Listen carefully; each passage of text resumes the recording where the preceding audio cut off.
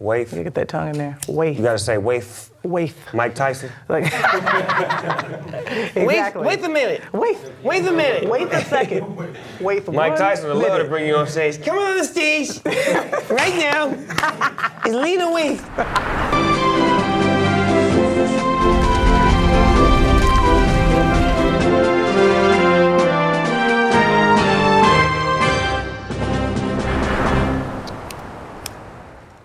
Ladies and gentlemen, boys and girls, you inside the GGN News Network. I'm your host with the most, Finding Nemo, AKA Nemo Hose. And today, I have a very special guest on my show.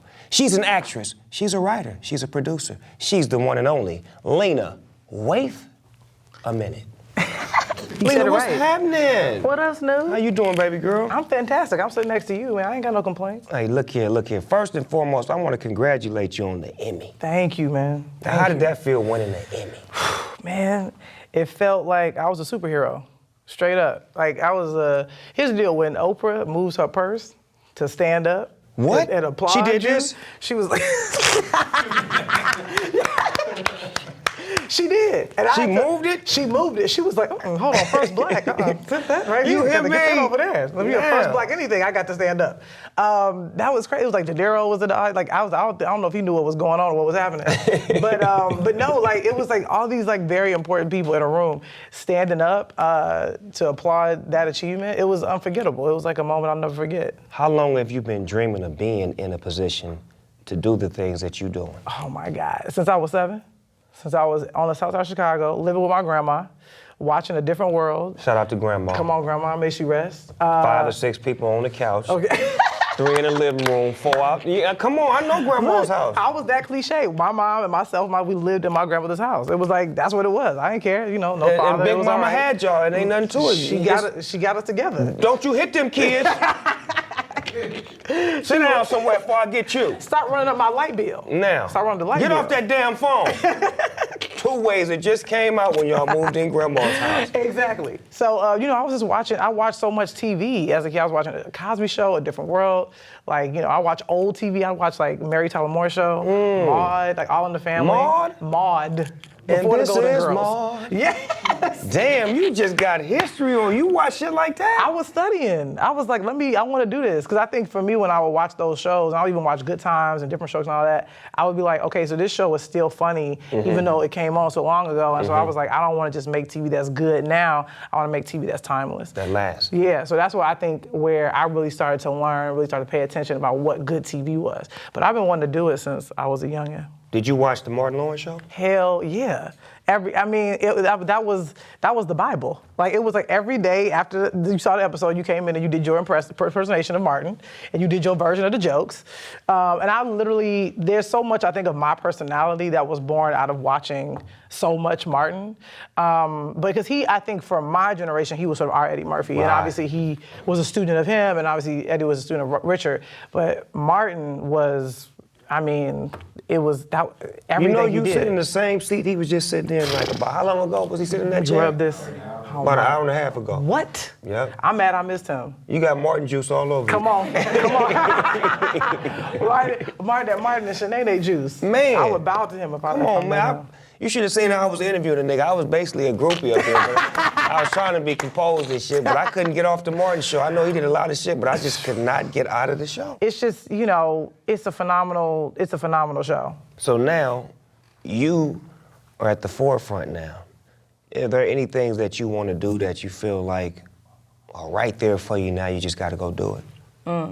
Yeah, I think a thing for me is to get, one, I have a show on Showtime called The Chi. Chi-Town. Yes, man. Come on. On Showtime? On Showtime. If you don't give me 2 up top, I need 2 up. One more. Quit playing. Chi-Town on TV? In Common, my boy, he's an executive producer with me. I love it. I love him. He's so conscious and I fucking light-skinned love and intelligent. Nigga is light-skinned. He's The light-skinned is winning. You goddamn it, y'all winning like a motherfucker. And he don't act light-skinned though. That's the cool thing about him. But we trying to, really kind of bring some, for me, being that's where I'm from, obviously that's where he's from, I wanted to bring some humanness behind the headlines. I think I understand that I come from a very complex city and we have our our complications and what's going on there. But I also want to show that there are people that are just going to work every day trying to raise kids. And particularly, I want to do a show about what it means to be young, Black, and male and human on the south side of Chicago. Are there things that you feel that speak to your voice right now that are on television that you really love watching? Absolutely. I mean, for me, Atlanta was something like Gambino did that. I mean, the first and second coming. I was like, he kind of, I think, showed us what artistry looks like in a real way. Right. And that's why I kept saying, the Emmy moment was phenomenal, but I think the biggest thing for me was to share that moment with him is what meant the most to me. And I think, he looked at me and I looked at him, and I think we were very aware of our position in the industry and where we stand, and I think and how important it is to be Black artists in this time, to be a part of that wave. You know what I'm saying? We come from a long line of people that had to kind of shake things up through art and sort of, and use it as protest almost. So I say that to say, like, his show really speaks to me, but he also just speaks to me as an artist. And I always tell him, even though we're friendly. That album he put out was dope. Come on.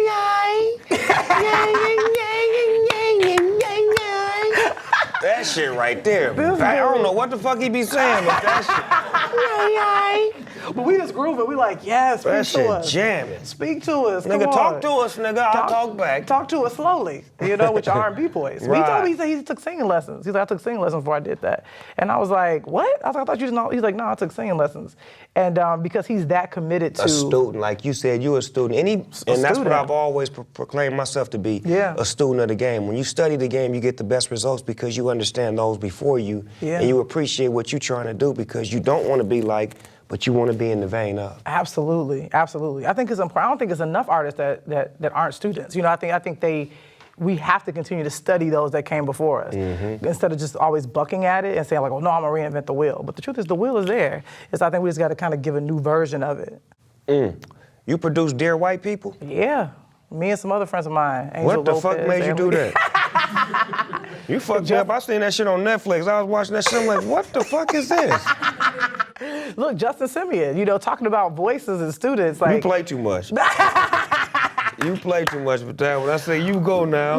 Look, man, it was needed to be said, and look, Justin Simeon, I think he's so brilliant, he's so smart, he has such a great vision. And I read that script many, many years ago, and I was like, this is dope. I'm like, this is necessary. And the cool thing about it was it just sort of lasted. It held, so it was so good even after all the years that he had done it. And we were like, I want to help him bring it to the world because I just thought his voice was so important. And now it's a series on Netflix, which I think is really lit. Man, I think we need that voice. We need Shout that out to voice. Netflix for giving up a real voice to the people to express themselves. Hell yeah. And not put water in the cup. Come on. Let them do what we do. Give it to us straight with no chaser. Straight up. Would you like a drink? See, I don't drink. I don't either. Okay. So it don't offend me if you say no. Would you like something to smoke? Sure, although I'm kind of nervous. I don't know what is in there. No, I'm gonna give you one of these. You can have a professional one. Okay, cool. Mine is hand rolled with some additives and preservatives and some other shit. My shit is different, because I have to be different. But you're such a lady, I have to do yours like that. Oh my goodness. You understand me? Okay, see? You're such a lady. Okay, now I'm nervous. Now look, your web series, 20s back in the days. Yeah, see, that was a pilot presentation that I wanted to do. Because I know a lot of people, because it was on the web, and there was like 4 episodes, people were like, oh, it's a web series. And I was like, nah. Oh, you was trying to create a real series out of that? Yeah, and I'm, stay tuned. Stay tuned. Okay, so it did do that. You did do that. I'm in the process of getting it done. But it's been a long journey with that one because that is like really loosely based on me. And so it's the first time you would have a queer brown girl as the lead, as the protagonist, the center of the story. Right. And you have us, obviously I'm a master of none, and so I play a part of that cast. But for me, I think it's about someone who looks like me being at the forefront of the story. So that's my mission, to get that out there in the world. So when you pick roles that people offer you, what is it about the role that makes you say, I'm in? Well, you know what's interesting, because my journey with acting sort of was born out of really awesome casting directors, because I had no intention of entering into that world. But Allison Jones, who's a phenomenal casting director, she was like, you should be on this, in front of the screen. And I was like, okay. So she brought me in for some stuff, and one of the things was Master of None, and I'm grateful to her for that. But for me, the cool thing about me is, like, I don't always give you what the character is. I'm gonna give you me. Yeah. And if you think that's a cool way to go with the character, cool, let's rock. And so I'm really grateful that Aziz and Alan were like, because the character, she was supposed to be, I think, a straight chick, in their crew, and they met me, and they're like, you know what, she's gonna be a black lesbian with a sense of style and a little bit of swag. And I'm really grateful that they went back and changed a lot of the episodes for me. See, that's dope that you have an effect on paper. Like when they write the paper, right? I wrote this script, and I think you'd be awesome. And then you get that motherfucker and be like, fuck out of here. Like, fuck that. You can't write for me. I'm about to Fuck do it, it you this come way. now. I got y'all. Then the script comes to life. Yeah. Because the script is just a piece of paper that I can do this shit to all day. Until you got the motherfucker that can bring it to life, then the script becomes magic. And then you get Emmys. Thank you. That's unscripted. You bet you. So they say that you are a champion of diversity and LGBTQIA rights. Talk to me about that. Well, look, I mean, I think, diversity is important because we live in a very diverse world. And I think the TV we watch will reflect that. And I think a big part of it is, it's not enough just to have us in front of the camera, but we got to be behind the camera as well. And because I'm a writer, I really want to help support other writers of color who should be in these rooms, because when you don't involve people that look like us in the process, in the creative process, that's when it becomes exploitation. When you don't involve people that look like us in the process, in the creative process, that's when it becomes exploitation. And so for me, I think we have to be a part of the stories that we're telling about people that look like us. And in terms of the queer community, that was really important for me to really shout them out in my Emmy speech, because that's who I think really lifted up that episode that I won for. They really lifted it up because it was obviously about my coming out and what that experience was. And a lot of them could really relate to that. They really connected to it, and they said for the first time they saw themselves on the TV screen. And so for me, I feel like, it's not just enough to have characters on television that look like everyone else, but I think it's about making sure that we out in the real world still maintain our rights just like everybody else as well. And that's dope that you saying that people in that world need to be in that room. Yeah. Because it's funny when Hollywood try to write for a world that they're not connected to. It's It happens a lot. It happens a ton. And I think, it's because, look, it means dollars, for them. But to me, it's like, why not give us an opportunity to tell our own stories? Because that's when it's really going to connect with the people. That's when you get Atlanta. That's when you get Moonlight. Yeah. That's when you get something like Get Out, or Dear White People. It's because you have a person telling a very distinctive story, and they're doing it in their way, and the people that they're speaking to are going to get it. So what do you enjoy about writing and producing? Well, writing, I sort of like, how you look at, Stevie Wonder sitting at a piano and he feels so comfortable. That's how I feel when I'm writing on my computer. It feels like that's what I was born to do. I feel alive when I'm writing characters and I'm trying to capture their voices. But producing is very different. I like it a lot because it's like managing a bunch of different personalities, people. You're juggling, you're putting the pieces together. You're the maestro I think, when you're producing. And I enjoy that part of it. The conductor. You are the conductor. You like the DJ. Yeah. You like cutting it up. Were you ever nervous in front of the camera? Yeah. It's funny, I was a little nervous on Master of None, not too crazy because I felt so comfortable with Aziz, and those guys. But a movie that I filmed called Ready Player One, which is a film that Steven Spielberg directed, I was extremely nervous. But I always say about him, he's a giant that doesn't make people feel small. Damn, you work with Steven Spielberg. I thought I did something when I had a scene with Denzel Washington. That is something. Not what that you was just huge. said. When he made you throw up the drugs? That nigga really stuck a pin in my mouth. Oh my God! I'm like, nigga, nigga, what you doing? He's method. He's like, this is real. And nigga said, shut up and keep acting. Say no joke. Yeah, I did that though. He's so dope. You hear me? With Denzel. Come on. The one and only. Mr. Washington. Can you believe that? Malcolm X. Man. I mean, he's such a giant. He's such a part of our lives. Like, even though he's an actor, but it's like, you feel like he's like your uncle or something, like, right? Yeah, like he at the barbecue. They be like, Yeah, what up, Unc? And he cool like that too on some real shit. Yeah, I met him once. He's like, because my girlfriend, she's an exec on Fences when she was at Paramount. That so she helped me. motherfucking movie. I want my wife to see it. We cried. We laughed. She almost stabbed me in the theater. It was an emotional roller coaster. That shit. We walked with that motherfucker. We was happy and mad at each other at the same time. Like, this movie was. Why he had to die?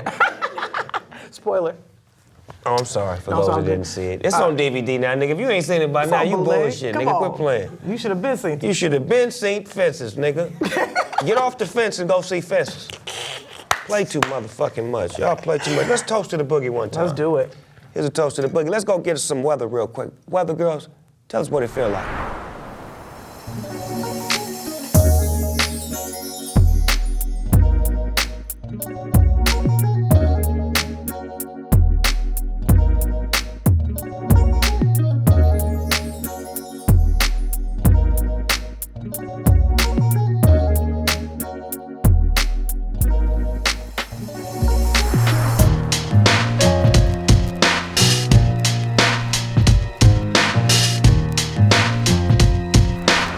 We inside the Smoker Studio, AKA real nigga shit.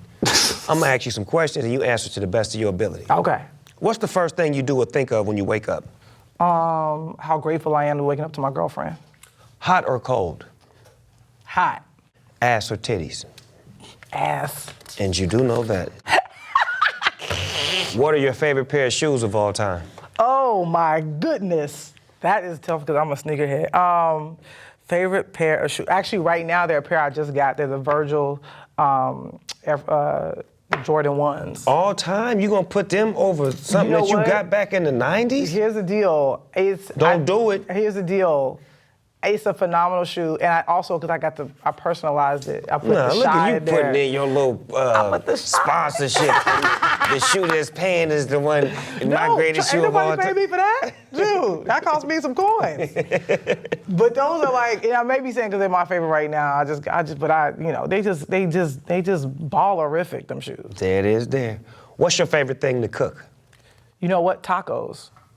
I don't know how to do much, but I can cook. And they like the hood, like ground beef, like the tacos. It's like very. Is the shell with that flour, and you fry them a little bit, turn them over? See, that's the old school. I would get them out the box, Oh, but you I want put them in the oven. Oh, that version. That's what I do. Come on. You want that? That sour cream. And he break at the. El Paso sauce, taco sauce. Right. Come on. I want the soft taco because I don't want the brisinakes to be all the way when I bite him. Oh, you want that soft joint? Yeah, See, just- I feel like you eat so many more of those because you just go like. All of that.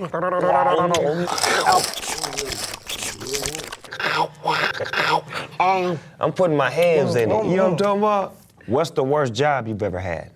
Oof. Working at TJ Maxx. No, you didn't. Yes, I did. I used to steal out of TJ Maxx. Shit. Warren G, what it do, my nigga? Shout out to the 858 crew. Nigga, TJ Maxx, nigga, we going there 6 deep. Niggas start lining shit up. Yeah, this is nice. We get it all up to the counter, have all that shit up there. Y'all ready? Yeah. Nigga, gone, nigga. Throw some comforters and shit. Nigga, TJ Maxx, nigga, what do you mean? One time we did, there was a nigga in the car, right? I ain't gonna say this nigga name, and he know I hate this nigga to this day. This nigga had me running like rerun behind the car with all the shit. I'm like, nigga, stop the car, nigga. I'm running down the street with all the shit. And he finally stopped the car, throw the shit in and jump in. I'm like, nigga, why you playing games? Cause you got me chasing the car, nigga. Shout out to TJ Maxx Oh my goodness. for never catching the nigga. Oh my God. What's the best live show you've ever seen? Ooh. You know what? I gotta do two. Because when I was very young, I went to the Janet Jackson Rhythm Nation tour. Yeah, I'm happy to have been alive during that time. My dad took me, may he rest. It was phenomenal. And then, because she's gone and I got her on my arm, the Whitney Houston My Love Is Your Love tour when she came to Chicago. May she rest. How did she sound live? Woo! Phenomenal. If you were stuck on an island for a year and could only listen to 3 albums, what would they be? Whitney's debut album. Oh, the one where you give good love? Yes. Lord have mercy, Jesus. I think it's... Never searching, Yes. I was always I don't know, we forgot the word. for that perfect love. We can Lord keep have going. mercy, Jesus. We could be, where's the hot pink bodysuit? Lord, Whitney. Whitney, vintage Shit, Whitney that first too. album, my God. It's like, talk about GOAT. GOAT. GOAT. Everything on there. GOAT. Oh, I wanna dance with somebody. That's the other one, but that's cool. That's the sophomore album. That's Whitney, but that's cool. It feels like it was on the first joint because she was so good. It was just like bow, bow, bow, bow. 7 #1 hits. Right, She beat the Beatles. Right, she did that. Legendary. Man. R.I.P. The other one, probably Miseducation of Lauryn Hill. Oh, come on now. It's a perfect album. Come on now, that one with D'Angelo, Nothing Even Matters at All. Was that the one? That is the one. Nothing Even Matters at All. That is the one. God. Woo! Phenomenal, phenomenal. And then I gotta throw an MJ in there, and I'm gonna do an album that I don't think gets as much love as it deserves, but maybe it's because it was my generation, but Dangerous. I feel like that was a really solid, great, amazing creative. album. And I know his early stuff because it's like classic and it gets a lot of love. But I think people, if you were, I don't know, if you're like in the early 30s, like Dangerous was the album that we kind of felt like it was ours. He made that And for it was y'all. dope. It was dope. It was That's what dope. he did that. Mike It was did lit, that. Lit. If you could remake any movie and star in it, what would it be? That's an amazing question. This movie, when I was a kid and I saw it, I wanted to be in it so bad, it set it off. Like, I mean, of course, you're like, oh, you Cleo, whatever. But, Oh, they're gonna automatically give you the Latifah part? they go, of course. What if you want to be Jada? You handle. want to live at the end? Well, Motherfucker don't want to get all this shit. She don't want that. She want to be on the bus like this. like, you just killed Vivica. Come on, let me free. Yeah, she want to be on that bus hiding. You know what I'm saying? Let me ride off. Just get it all off. That was the shit. Fucking Gary F. Gray. Oh, come on. That nigga something, ain't he? He's really dope. He's really, really dope. When you look at his catalog, it's The so Negotiator. I didn't even know a nigga did the movie. I was expecting a white name to come at the end directed by. What? This nigga did this one too? The title's really white. So you like, come on. The Negotiator. The Negotiator. That's like the whitest title that ever He lived. did that. Black people don't negotiate. No. start fighting. We negotiate. I'm gonna negotiate with you. Renegotiate. In a real way. Yeah, we do. Now, this is Get at called me. Finish the Sentence. I'm gonna start it, you finish it. Okay. I always wake up. Wondering why they trying to stick me for my paper. Damn. If I could work with anybody dead or alive, I'd want to work with. James Baldwin. If I could see anybody perform dead or alive, I'd want to see. Michael Jackson. I look for blank in a woman. Intelligence. If I wasn't a boss, I'd be, A boss's boss. my favorite position is,